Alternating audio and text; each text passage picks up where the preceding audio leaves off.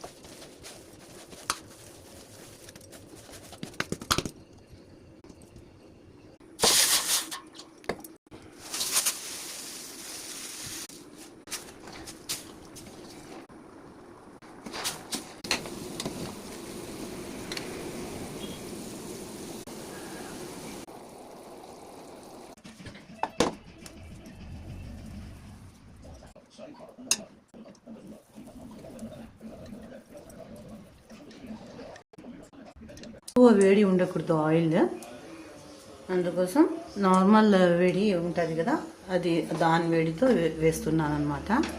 Oil కొంచెం తక్కువగానే వేడి ఉండాలి. దీని తర్వాత ఇది మిక్స్ చేసింది మీకు చూపించినాను కదా గులాబ్ జామున్ది నేను ఎలా అని.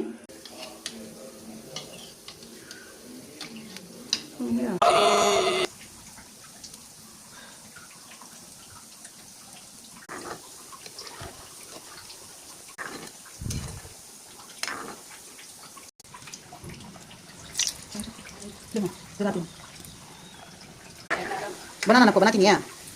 Wisa ka to, rutak.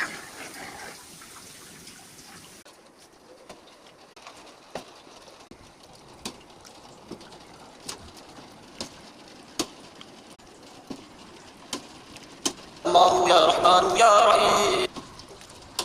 Gulab jamun రెడీగా ఉంది అండి. ఇప్పుడు ఇది మెత్తబడాలి అంతే.